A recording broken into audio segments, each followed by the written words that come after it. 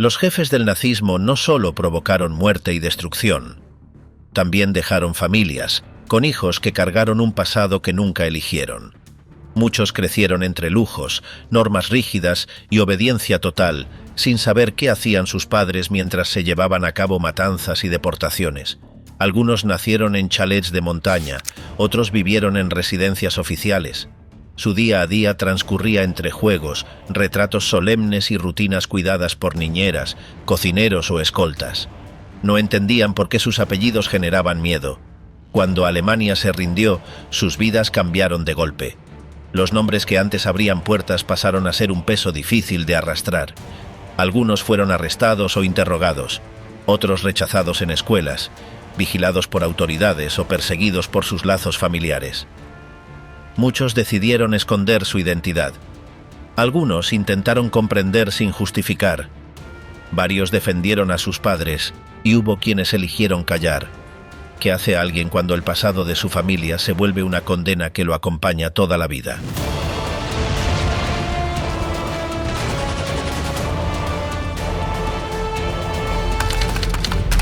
Gudrun Himmler, atada al nazismo hasta la muerte.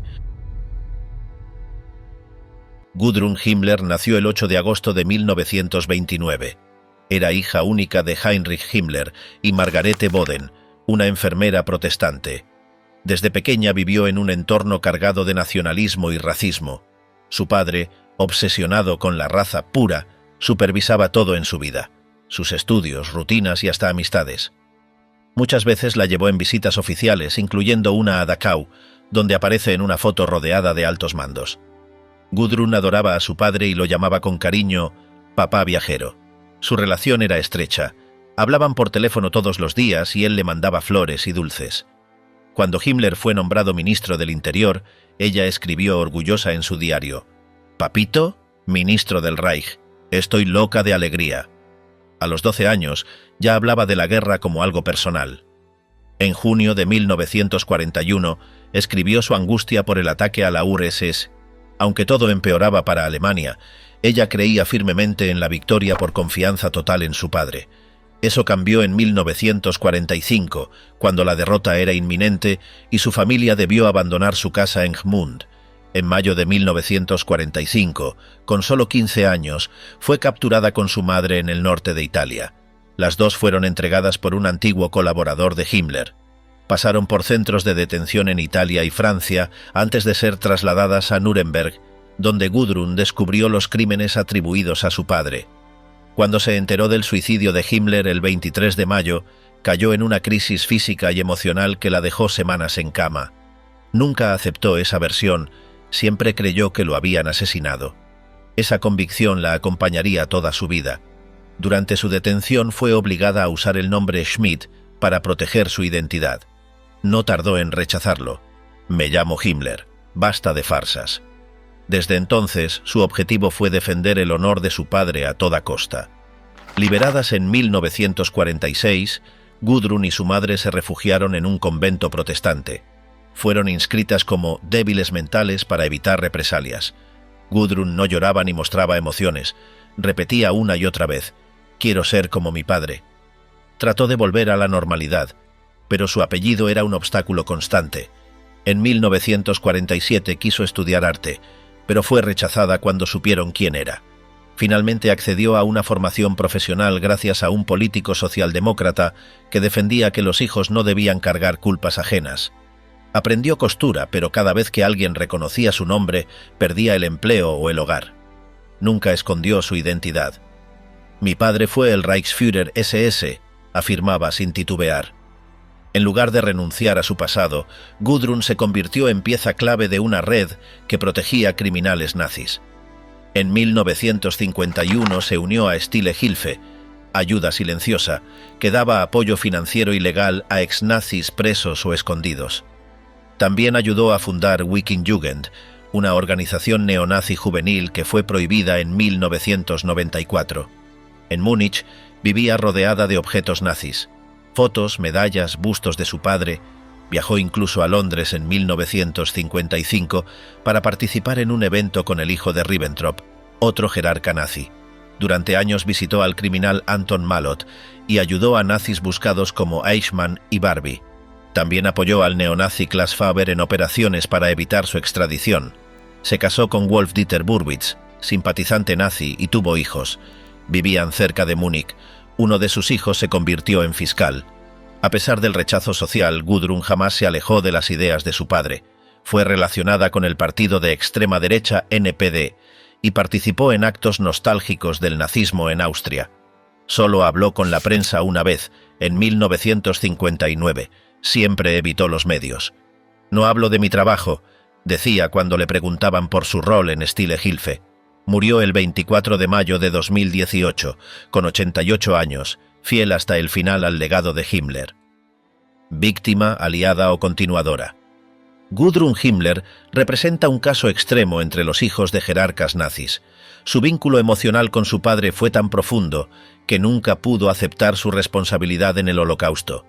No solo lo defendió, también propagó sus ideas. Mientras algunos descendientes, como Katrin Himmler, han escrito sobre su familia desde una mirada crítica, Gudrun prefirió seguir defendiendo el nazismo hasta sus últimos días. Nunca expresó remordimiento ni duda. Fue una heredera ideológica activa, que dedicó su vida a proteger el legado de su padre y ayudar a otros nazis. Su historia refleja hasta qué punto puede pesar la educación, la idolatría familiar y la negación. No fue simplemente víctima de su contexto, eligió mantenerse leal al proyecto más oscuro del siglo XX. La princesa del Reich. El 2 de junio de 1938 nació Eda, la única hija de Hermann Göring, quien dirigía la Fuerza Aérea del Tercer Reich, y de Emmy Sonnemann, una actriz reconocida en Weimar. Su llegada fue tratada como un evento nacional. 500 aeronaves sobrevolaron Berlín para celebrarlo. Si hubiese sido un niño, habrían sido el doble. Su bautismo se celebró el 4 de noviembre de ese mismo año, en Karinhall, la cabaña de caza de su padre. Hitler, como padrino, asistió al evento. Entre los múltiples regalos que recibió, destacaba una pintura renacentista de Lucas Cranach el Viejo, cortesía de la ciudad de Colonia. Las imágenes de ella junto a su padre circularon en miles de postales por todo el país.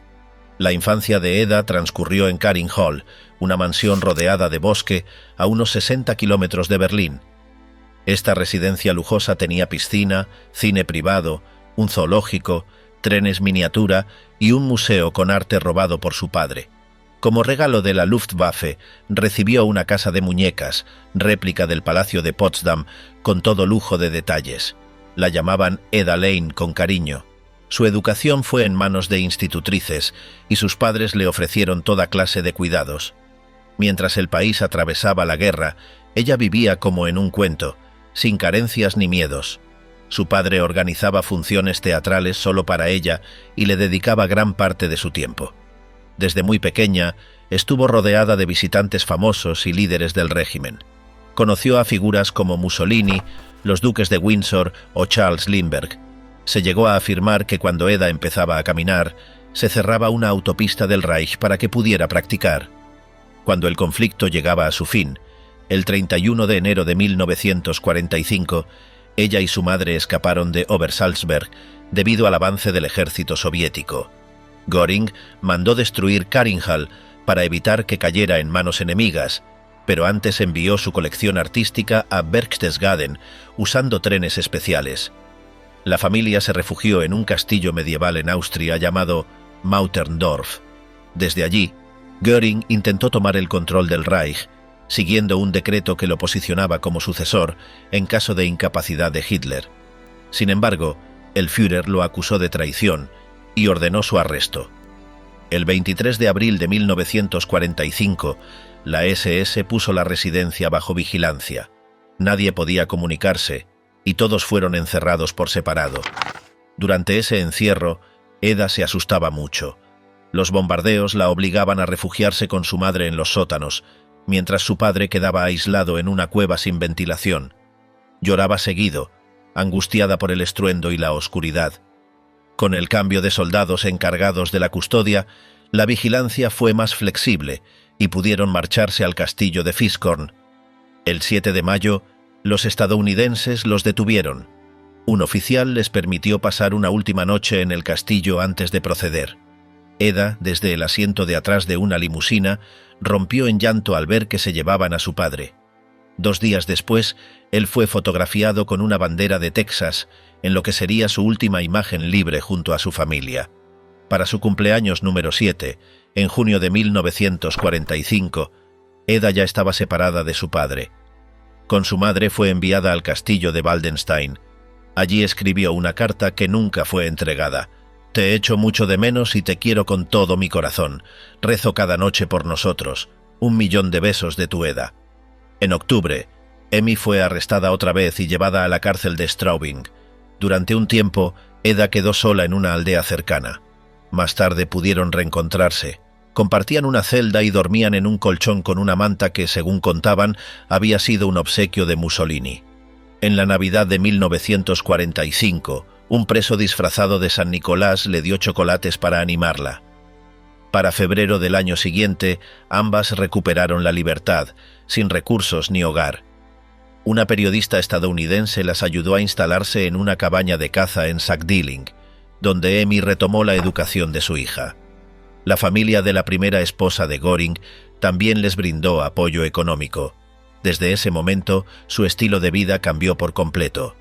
En marzo, pudieron escribirle a Göring, quien estaba detenido en Mondorf-les-Bains, Luxemburgo, recibiendo tratamiento por su adicción a la morfina. Durante su encierro, les permitieron visitarlo un par de veces en Nuremberg. El 18 de septiembre, Eda lo vio a través de un cristal en un evento especial para hijos de prisioneros. El 30 fue su última visita. El 15 de octubre de 1946, Hermann Göring se quitó la vida con una cápsula de cianuro, justo antes de su ejecución. Eda tenía solo 8 años. Emmy no ocultó los hechos y le explicó a su hija lo sucedido, convencida de que debía ser sincera con ella. En 1947, Emmy volvió a ser detenida como parte del proceso de desnazificación. Eda, con 9 años, temía que su madre pudiera recibir la pena de muerte. Finalmente, Emmy fue enviada al campo de Göggingen y en 1948 condenada a trabajos forzados por 1 año, pérdida parcial de bienes y prohibición de ejercer su profesión por 5 años. Ese mismo año, Eda fue inscrita en la escuela femenina St. Anna en Sulzbach-Rosenberg. Por primera vez, recibía clases en una institución formal. Terminó sus estudios en 1958. Su trabajo de graduación llevaba el título «¿Olvidar puede ser una bendición y un riesgo al mismo tiempo?». En 1949 enfrentó un litigio sobre los obsequios que recibió siendo niña, incluyendo el cuadro de Cranach. Las autoridades afirmaban que eran regalos hechos por la posición de su padre, y el tema terminó en los tribunales. Intentó estudiar Derecho, pero dejó la carrera. Más adelante, obtuvo un título universitario en Múnich.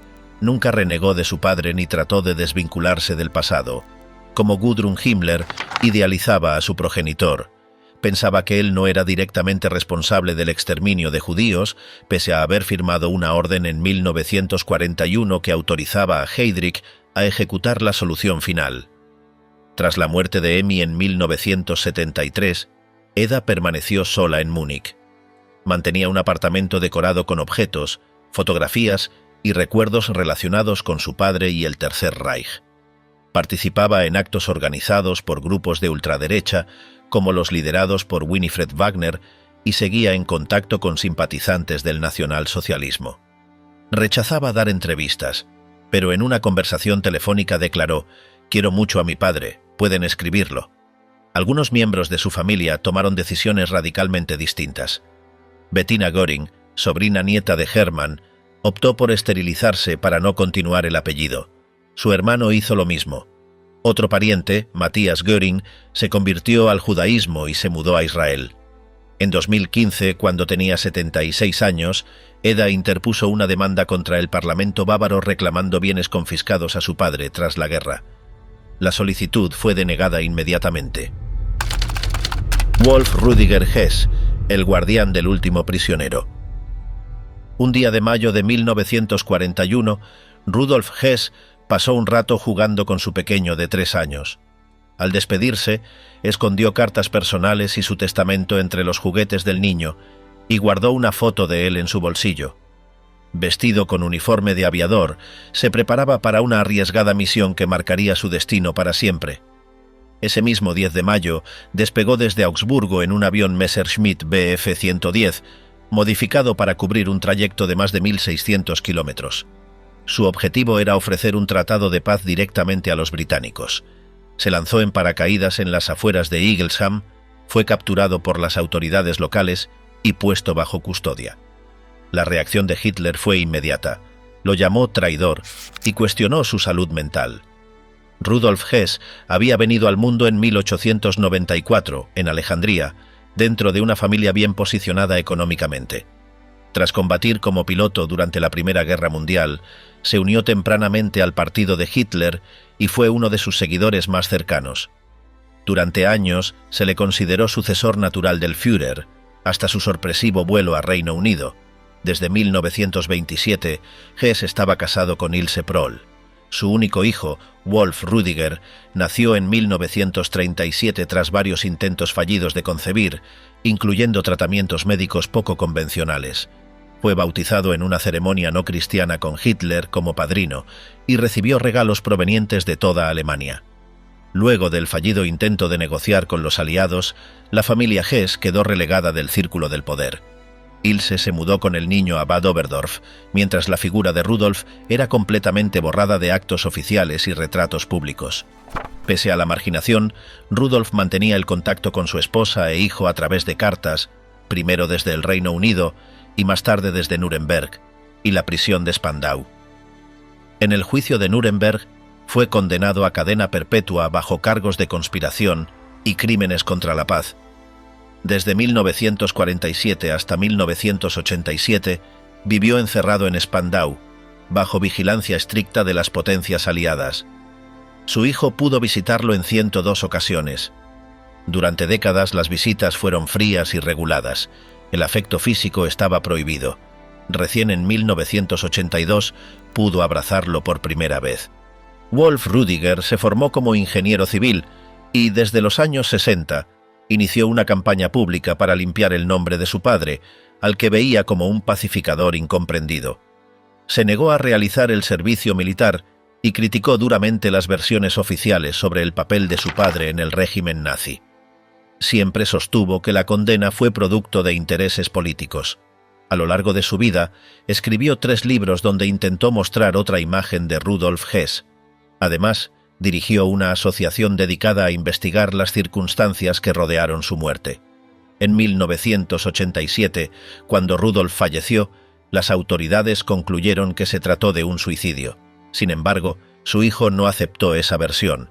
Solicitó una nueva autopsia en Múnich, cuyos resultados sugirieron signos de posible estrangulamiento. Hasta el día de su muerte en 2001, Wolf Rüdiger insistió en que los servicios secretos del Reino Unido habían asesinado a su padre para evitar su liberación. Nunca abandonó esa hipótesis, que sostuvo en entrevistas, libros y conferencias. En el año 2011, por decisión de sus descendientes, los restos de Rudolf Hess fueron exhumados y posteriormente incinerados. El objetivo era evitar que su tumba se convirtiera en un sitio de peregrinaje para grupos neonazis. A pesar de esta medida, cada año miles de personas continúan reuniéndose en su memoria. La vida de Wolf Rüdiger Hess estuvo fuertemente marcada por la figura de su padre. Creció convencido de su inocencia y crió a sus hijos con esa misma idea. Uno de ellos, Wolf Andreas Hess, creó un sitio web dedicado a honrar la memoria de su abuelo y fue sancionado en 2002 por declaraciones negacionistas sobre el Holocausto. La historia de Wolf Rüdiger no fue única. Como varios descendientes de líderes del Tercer Reich, vivió atrapado entre el legado familiar, la fidelidad a su linaje y una visión del pasado que chocaba con el consenso histórico. Pasó su vida defendiendo una versión alternativa de los hechos, sin lograr nunca cambiar la narrativa dominante. Contra su sangre, la rebelión de Niklas Frank. A los 4 años, Niklas Frank viajaba en el asiento trasero del auto familiar cuando su madre lo llevó al gueto de Cracovia. Brigitte solía ir allí a comprar pieles y corsés, asegurando que eran de la mejor calidad. Desde la ventanilla, el niño veía cuerpos inmóviles y chicos en harapos que lo observaban sin hablar. Sin entender qué pasaba, pensaba: ¿Qué habrán hecho para terminar en un lugar así? En su hogar, hablar del gueto era algo común. Se mencionaba como un sitio donde se conseguían cosas de valor por poco dinero. Brigitte volvía contenta con alfombras, joyas u objetos finos, sin mostrar compasión por el sufrimiento que veía. Una vez permitieron a Niklas bajarse del coche. Al entrar a una vivienda, presenció algo que jamás olvidó. Un hombre insultaba a una anciana extremadamente delgada, gritándole que pronto estaría muerta. Esa escena lo acompañaría por años, incluso cuando escribía sobre su padre desde su escritorio, en un cuarto sin calefacción. Desde 1939, los Frank vivían en el castillo de Wawel, en Cracovia. La residencia fue adaptada al estilo del régimen, con una bandera del Reich ondeando en la cima. El lujo reinaba: sirvientes, comidas servidas en bandejas de plata y habitaciones amplias. Hans Frank administraba desde allí el gobierno general de Polonia. Su esposa se refería a él como rey de Polonia. En la familia, Niklas era apodado el extraño. Sus padres no le prestaban mucha atención. Hans, frío y sarcástico, se burlaba de él con frecuencia. Brigitte, dominante y ambiciosa, dejaba la crianza en manos de niñeras. Los hijos eran enviados a internados o pasaban largas temporadas en Baviera, lejos del terror que reinaba en el territorio ocupado. Hans Frank, abogado de profesión, fue uno de los primeros defensores de Hitler. Se encargó de dar forma legal al Estado nazi. En 1939 fue nombrado gobernador del territorio polaco. Desde su oficina organizó deportaciones masivas de judíos a los campos. En sus discursos llegó a decir que era mejor cuantos más judíos murieran. Los hermanos mayores de Niklas, Norman y Sigrid, asistían a clases en la escuela alemana de Cracovia. Mientras tanto, los más pequeños permanecían en Alemania con una niñera. Niklas recordaría años más tarde una visita con su cuidadora a un campo cercano, donde presenció cómo unos hombres extremadamente delgados eran arrojados desde burros. A él, en cambio, le ofrecieron chocolate caliente. En 1945, con la guerra llegando a su fin, Hans Frank se escapó con su familia hacia Baviera, llevándose consigo pinturas valiosas robadas, incluyendo obras de Rafael y Da Vinci. Fue detenido por tropas estadounidenses el 4 de mayo. Antes de entregarse, le dio a su esposa 50.000 marcos. Según Norman, lo hizo sin mostrar ningún afecto. Voluntariamente, Hans entregó 40 tomos de sus diarios personales a los aliados. En ellos escribió frases como «Hay que matar a los judíos donde sea que estén». Pensaba que sus anotaciones lo justificarían. Fue juzgado en los procesos de Nuremberg, donde intentó suicidarse en 2 ocasiones. Durante su reclusión se convirtió al catolicismo. Fue colgado el 16 de octubre de 1946. Niklas, con 7 años, no lloró. Recordaba que su padre le había prometido pasar juntos la Navidad. Nunca se despidieron como si él fuera un criminal. En 1947 arrestaron a Brigitte Frank y la trasladaron al campo de Göggingen, junto a otras esposas de jerarcas. Compartió celda con Ilse Hess y Emmy Göring. Niklas la fue a ver 4 veces. Brigitte, tras su liberación, dijo que esa temporada fue como unas vacaciones maravillosas. La familia pasó por tiempos difíciles después. Vivieron con pocos recursos. Niklas fue internado en una escuela en la isla de Föhr, donde encontró algo de paz. Estudió Derecho, Literatura e Historia, pero no terminó ninguna carrera. Se dedicó al periodismo, escribiendo durante muchos años en la revista Stern. En 1993 publicó su libro Mi padre. Una confesión sin piedad, donde manifestaba desprecio profundo hacia Hans Frank, al que llamaba asesino, cobarde y servil. Durante mucho tiempo llevó consigo una foto del cadáver de su padre. Se obsesionó con las imágenes de los campos de concentración e intentaba imaginarse dentro de ellas. Solía decir, la culpa de él es la herencia que cargamos. Nunca perdonó a su madre, a quien veía como una mujer cruel y sin conciencia. En 1959, durante una visita al hospital, intentó matarla dándole pastillas. Ella murió el 9 de marzo, el mismo día que él cumplía años. Norman, su hermano, se trasladó a Argentina en 1951. Allí fue reconocido por grupos nazis y acabó trabajando en una mina. Regresó más tarde a Alemania, donde vivió en el antiguo hogar familiar. Aunque admiraba el valor de Niklas, nunca renunció al amor por su padre. En su cuarto, colgaba un retrato de Hans Frank sobre la cama. Falleció en 2009, solo y afectado por el alcohol. En su tumba, Niklas escribió: «Ahora estás libre del dolor que te causó amar tanto a papá». Los demás hermanos jamás reconocieron las atrocidades cometidas por su progenitor. Sigrid se fue a Sudáfrica, defendió el apartheid y negó el holocausto. Brigitte, enferma de cáncer, se quitó la vida en 1981. Michael, otro de los hijos, falleció con sobrepeso en 1990. Niklas, único hijo vivo de Hans Frank, se volvió el cronista de su padre. Denuncia abiertamente a otros descendientes de nazis que buscan justificar a sus padres. Sobre Martin Bormann, hijo, escribió: «Resulta asqueroso intentar blanquear la culpa de alguien detrás de la imagen de un papá tierno». Actualmente vive con su esposa en el norte de Hamburgo. Da charlas en colegios. Cree que muchas personas en Alemania todavía sienten simpatía por el régimen nazi. A menudo repite: «Quiero a los alemanes, pero no confío en ellos». Martin Adolf Bormann, del Reich al sacerdocio. El 25 de abril de 1971, un Opel blanco impactó de frente contra un camión militar estadounidense. El conductor quedó atrapado entre los hierros retorcidos, gravemente herido. Un mecánico que décadas antes había trabajado para Himmler reconoció al herido. Era el hijo del poderoso Martin Bormann, secretario de Hitler. Llevaba puesta una sotana. El niño que él recordaba con pantalones cortos de cuero ahora era sacerdote. Martin Adolf Bormann nació el 14 de abril de 1930. Era el primogénito de Martin Bormann y Gerda Buch y el primer ahijado del mismísimo Hitler.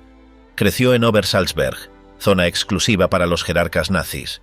Su padre, uno de los hombres con mayor influencia del régimen, manejaba el círculo íntimo del Führer, controlaba su economía personal y fue el ejecutor de su testamento. Su ascenso político se consolidó cuando Rudolf Hess huyó al Reino Unido en 1941, convirtiéndose en el secretario general del partido nazi. Su infancia se desarrolló en un ambiente cerrado y controlado, rodeado por hijos de otras figuras del nazismo. Recuerda haber visto a Mussolini y a Chamberlain en visitas oficiales. Obersalzberg era reformado constantemente por orden de su padre. En casa, sus progenitores rechazaban el cristianismo. En la escuela primaria fue excluido de las clases de religión. Su madre defendía la poligamia como una forma de fortalecer al Reich. Tuvo 9 hermanos y una hermana, que murió poco después de nacer. A los 10 años, su padre decidió enviarlo como castigo a la escuela del Reich en Feldafin, donde solo fue admitido por ser hijo de Bormann. Allí recibió formación militar. La adaptación fue complicada, pero logró acostumbrarse. Separado de sus padres, solo los veía en vacaciones. Su vínculo con su padre era lejano y autoritario.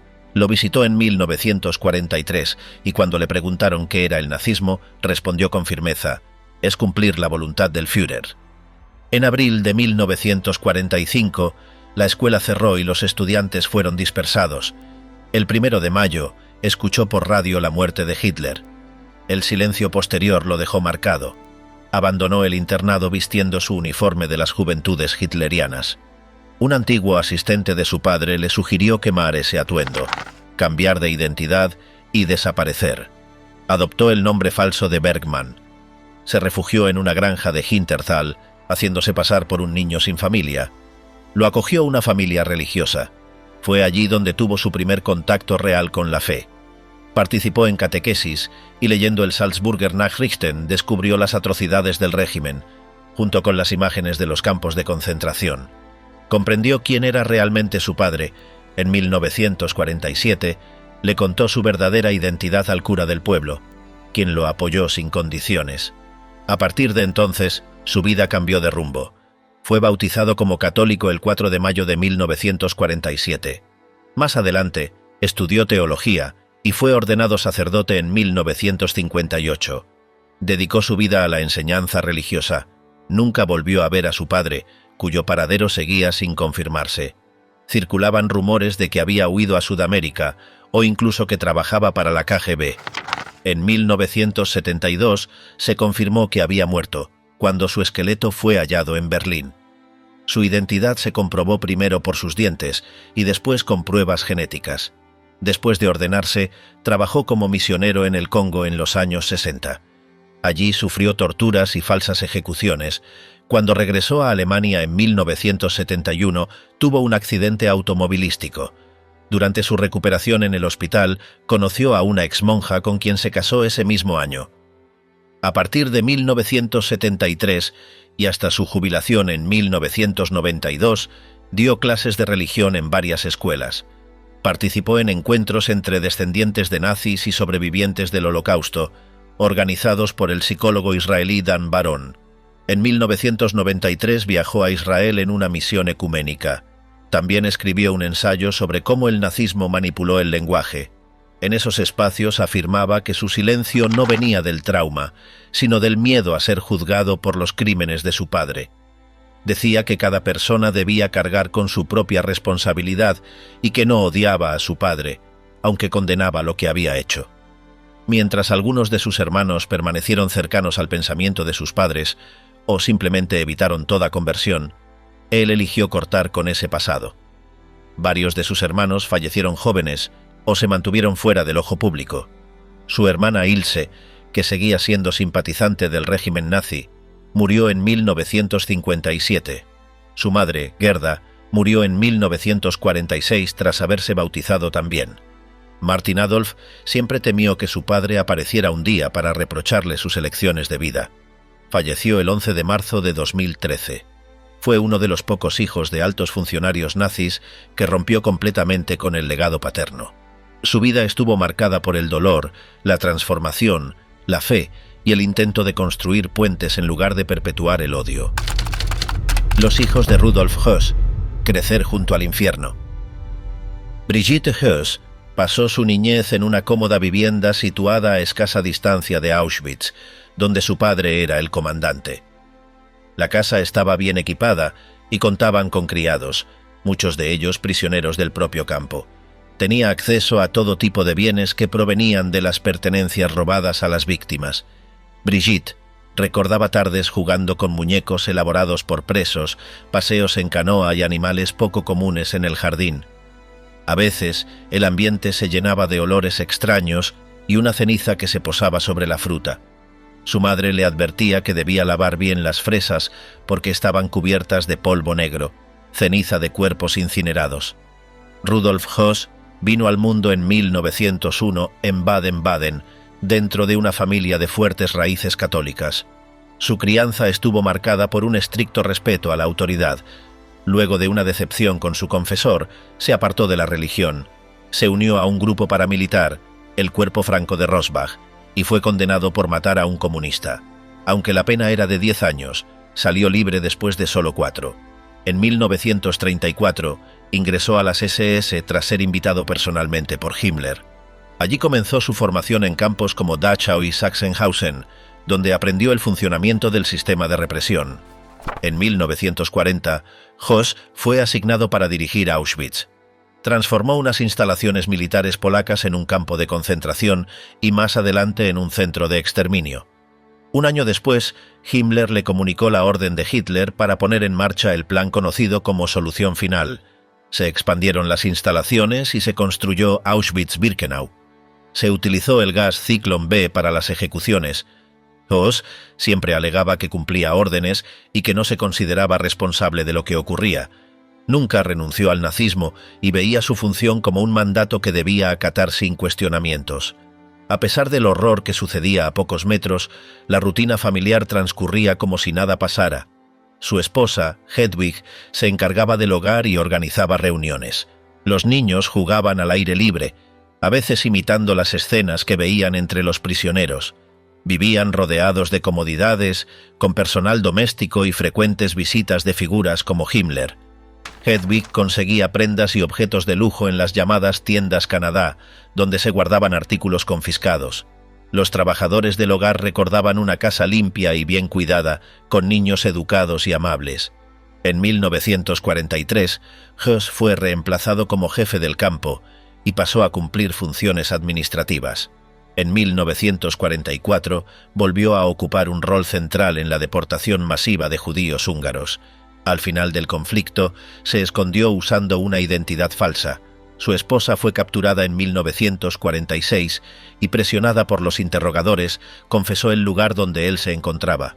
Poco después fue arrestado, declaró ante el tribunal de Nuremberg y fue entregado a las autoridades de Polonia. Allí fue juzgado, condenado y ejecutado en el mismo lugar que una vez dirigió, el 16 de abril de 1947. Después de la guerra, Hedwig y sus hijos enfrentaron dificultades económicas y sociales. Se mudaron al norte del país y vivieron en condiciones modestas. Por su apellido y origen, fueron objeto de desprecio. Brigitte se fue a vivir a España, donde empezó a trabajar como modelo y más adelante se casó con un ciudadano estadounidense. Pasó por diferentes países y finalmente se instaló en Estados Unidos. Durante muchos años, ocultó quién era. Trabajó en una tienda de artículos de lujo en Washington y cuando los dueños, que eran judíos, supieron de su origen, decidieron no despedirla. Rainer Höss, nieto de Rudolf e hijo de Hans-Jürgen, se enteró de su linaje cuando tenía 12 años. El hermetismo en su familia lo empujó a investigar, reunió cartas, fotos y documentos y comenzó a distanciarse de sus parientes. La ruptura fue total y sufrió consecuencias tanto emocionales como físicas. Visitó Auschwitz, colaboró con sobrevivientes y participó en iniciativas educativas y contra el extremismo. Aunque algunos lo acusaron de querer beneficiarse económicamente con su apellido, él negó esos señalamientos. Las consecuencias del pasado afectaron de forma desigual a los miembros de la familia. Mientras algunos, como Brigitte, optaron por ignorar los hechos o minimizar lo ocurrido, otros, como Rainer, eligieron enfrentarlos. La contradicción entre el recuerdo de un padre afectuoso y la imagen del criminal fue constante. Algunos decidieron cambiar su nombre para dejar atrás esa carga, otros asumieron su historia como un peso que no podían ni querían ocultar. Los hijos de Albert Speer, crecer con el peso de la culpa ajena. Albert Speer Jr., hijo mayor del arquitecto del Tercer Reich, se convirtió en un urbanista destacado a nivel global. Durante toda su vida profesional, procuró alejarse de la sombra de su padre. Desde su firma ASIP, lideró proyectos urbanísticos en Europa, Asia y el Golfo Pérsico, participando incluso en la planificación de estadios para el Mundial de Qatar 2022. Sus conceptos de ciudad moderna estaban centrados en el bienestar humano y el desarrollo sostenible, en claro contraste con el enfoque monumentalista de su progenitor. Nacido en Berlín en 1934, Albert Friedrich Speer pasó su infancia en Obersalzberg, donde su familia vivía cerca del Berghof de Hitler. Allí compartía el entorno con los descendientes de otros altos mandos del régimen. La guerra parecía lejana. La vida transcurría entre montañas, animales y personal de servicio. Jugaba con los hijos de Göring y Bormann, mientras su padre ganaba influencia como ministro de armamento. Con los años, Speer Jr. recordaría esos tiempos con sentimientos encontrados. Atribuyó su tartamudez al ambiente familiar y a la figura ausente de su padre. Cuando el régimen colapsó, su vida dio un giro brusco. Pasaron de vivir en una residencia de lujo a un modesto piso de 2 cuartos. El apellido Speer se volvió una carga, especialmente después del juicio de Nuremberg en 1946, donde su padre fue sentenciado a 20 años de prisión. La familia se mudó a Heidelberg, a la casa de los abuelos. En varias escuelas le negaron el ingreso por su apellido. A los 15 años empezó una formación como carpintero. Más adelante, pese a dificultades académicas, logró entrar a la Universidad Técnica de Múnich, donde estudió arquitectura bajo la tutela de Hans Dolgast. En 1964 ganó un concurso de diseño para la estación de Ludwigshafen de forma anónima. Siempre pensó que si su nombre hubiese sido conocido, no habría sido elegido.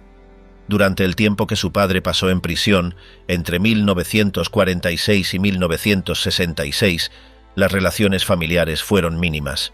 Las visitas eran breves y sin afecto. Aunque mantenían contacto por carta, los mensajes carecían de calidez. Hilde, nacida en 1936, relató que sus respuestas eran preparadas como deberes escolares. Ernst, el hijo menor, apenas lo recordaba. Cuando lo visitaba en Spandau guardaba silencio. Según sus palabras, no tenía nada para decir. Fritz, Otro hermano sentía incomodidad frente a su padre.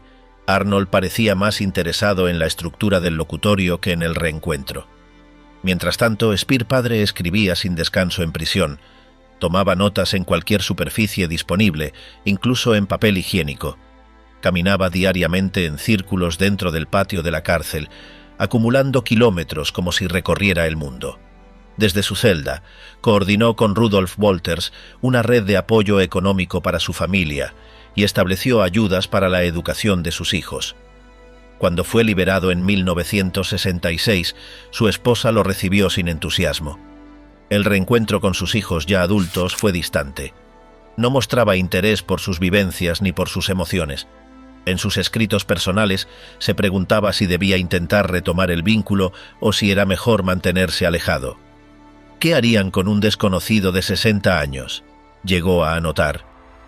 Aunque existía una conexión ambigua, Albert Friedrich sentía respeto por la carrera de su padre, pero reconocía la falta de cercanía. Decía que su padre valoraba su trayectoria, aunque no comprendía su visión. Nunca renegó del apellido, pero buscó una identidad profesional propia. Se inclinó hacia el urbanismo y la arquitectura centrada en la sostenibilidad, alejándose del estilo colosal asociado al pasado nazi. Hilde, la mayor de los hermanos, se convirtió en socióloga, activista ambiental y promotora del diálogo entre culturas.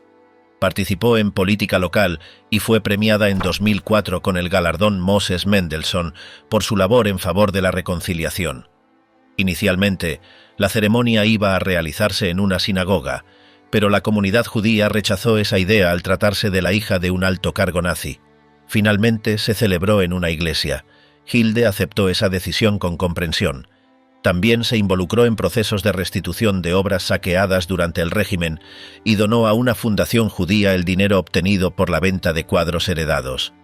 Margaret, la hija menor, optó por la fotografía. En 2007 publicó un libro titulado ¿Es usted la hija de Speer?, en el que narraba lo que implicaba ser hija de un criminal del Reich.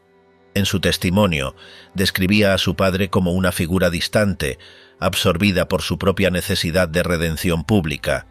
Afirmaba que, pese a todo, no quería borrar sus recuerdos de infancia, ni cargar con responsabilidades que no le correspondían.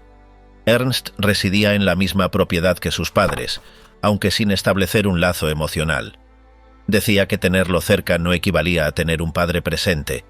Fritz y Arnold también mantuvieron distancia afectiva.